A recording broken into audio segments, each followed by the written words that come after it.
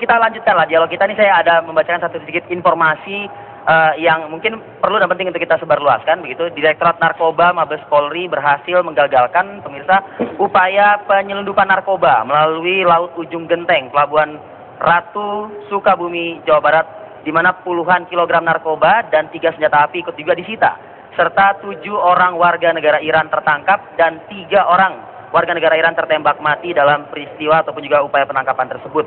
Informasi ini dikirimkan langsung dari Direktur Narkotika, Inspektur Jenderal Polisi Arman Deparis.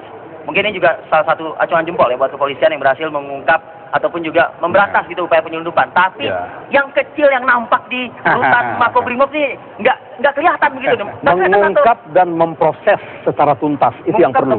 Ya, belum sampai di situ. Itu yang perlu. Mungkin itu dia yang diharapkan oleh Pak Bambang tadi. Kaum profesional seperti kuasa hukum, pengacara ikut membantu dalam hal ini. Tentu, kita sebagai penegak hukum membantu siapa ke arah mana mungkin tapi Pak? Ke arah penegakan hukum.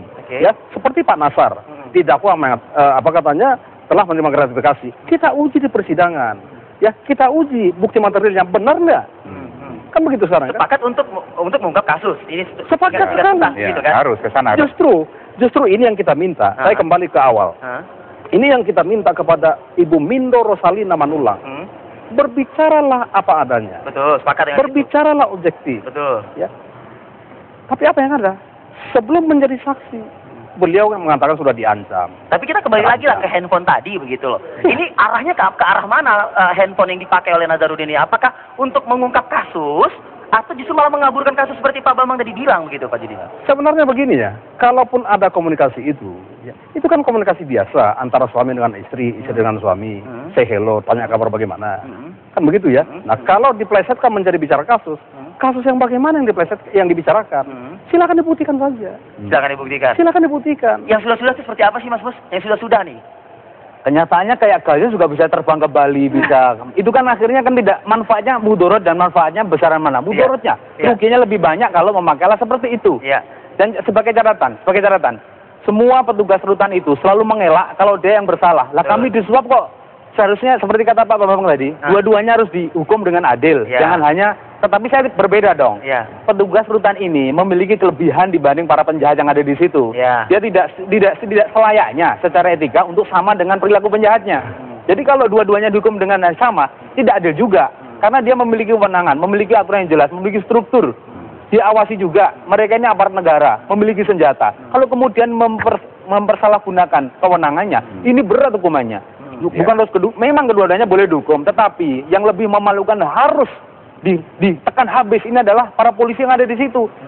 Terbukti berulang-ulang, kalau hanya sekali tidak masalah. Kita sudah sepakat ini. Sama juga tersangkanya berulang-ulang. Jadi kalau tersangkanya tidak ditindak juga, nanti begitu-begitu terus juga. Tapi tersangkanya berbeda-beda. Gayus pindah ke Nazarudin, nanti berikutnya seperti itu juga. Artinya ini, para penyidik atau para penegak hukum itu harus mampu dia membuktikan bahwasanya penggunaan HP itu bisa disalahgunakan untuk mengaburkan kasus.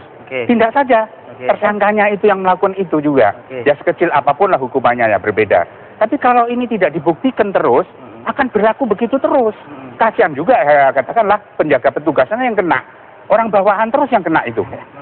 Tapi Bang, di pengadilan tidak pernah terbukti bahwa serah terima dari para terdakwa ini ke petugas rutan, dan itu sudah di-les ya. Kami tidak menerima kok, tapi Nazarudin ngomong kami memberikan. Jadi ini kan sesuatu bukti yang susah dibuktikan. Kita harapkan ini pengacaranya ini. Sebelum ditanggapi oleh Bang Juni, Mas Bos, fungsi dari pengacara di sini pun juga seharusnya bisa membantu. Itu tadi. Harus. Tetapi pertanyaan saya, misalnya Nazarudin berkuar-kuar melalui mulut, kemudian barang bukti tidak ada, apa langkah pengacaranya untuk menimbulkan barang bukti ini? Kan sama saja kalau barang bukti tidak ada, mau seperti apapun, membantunya bagaimana? Jadi begini ya.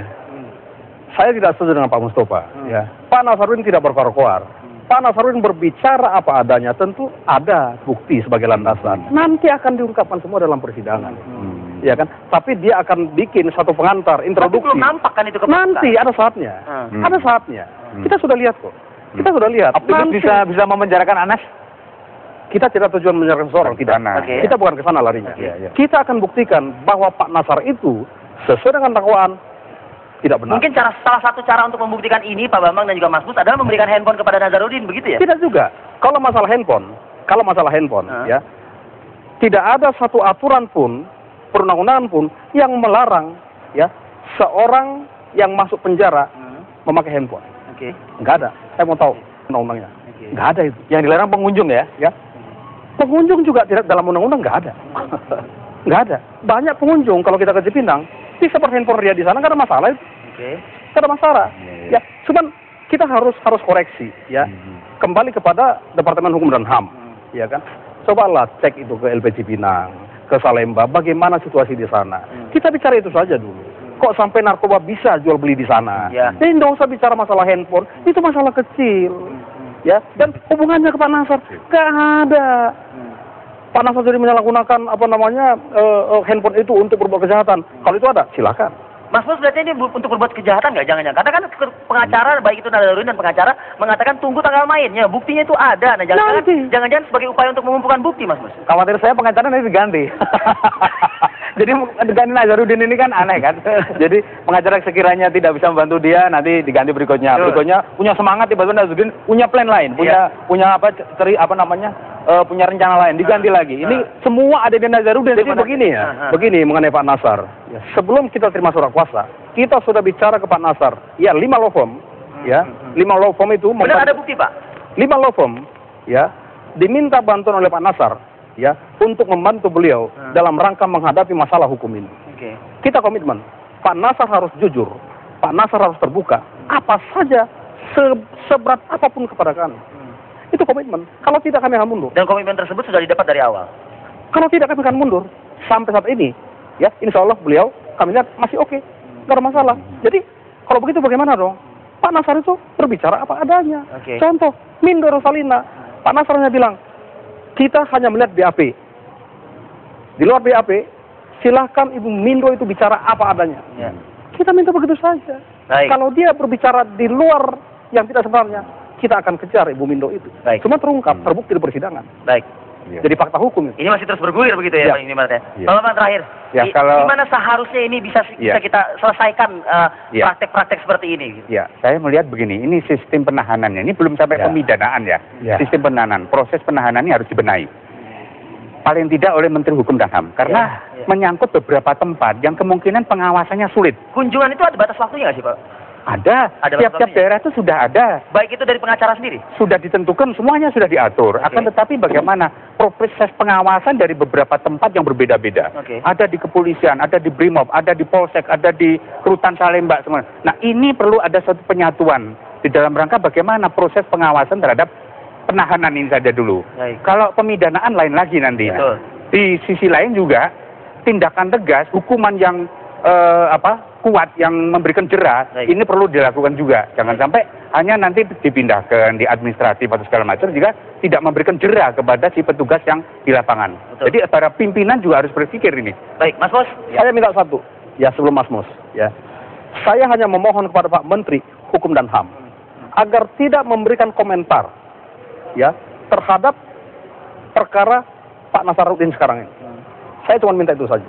Tidak perlu seorang Menteri Hukum dan HAM memberikan komentar. Sudah ada komentar-komentar yang ada. Silakan baca Kompas. Di sana beliau berkomentar. Mengenai perkara ini. Tidak perlu. Tolonglah. Menteri juga harus cerdas. Harus tahu posisi. Makasih. Mas Mus. Kasus ini berkaitan dengan partai penguasa dan juga pribadi presiden. Setelah digantinya Patrialis Akbar ke Amir Samsudin, wakilnya Denny Indrayana, saya ini kan dibawa ke lorong hitam ini, tidak mungkin akan diungkap. Mengapa? Pergantian Menkumham ini sangat politis dan untuk mengamankan sesuatu. Terbukti Denny Indrayana lebih berfungsi sebagai menteri daripada wakil. Dan dua-duanya tim yang bagus. Tidak akan permintaan Pak Bambang Widodo Umar akan dilaksanakan. Pengawasan akan dibuat jauh sekali. Ini sudah berkepentingan politik sekali. Jadi tidak hanya komunikasi melalui telepon di sel aja ya. Jadi pun juga sudah bertemu dengan. Kalau saya jadi Amir, saya sengaja biarkan Nazaruddin supaya bisa apa saja, supaya langsung jadi kabur dan nggak jelas. Kalau saya menteri. Terima kasih Bapak-Bapak berhadir dan juga memberikan informasinya di Apa Kabar Indonesia. Kita tunggulah perkembangan selanjutnya seperti apa ya. Kita jeda lagi, nanti kita akan berlanjut hingga pukul 9.30 dari Epicentrum Walk bersama Ratna Dumila. Jangan kemana-mana, tetap bersama kami.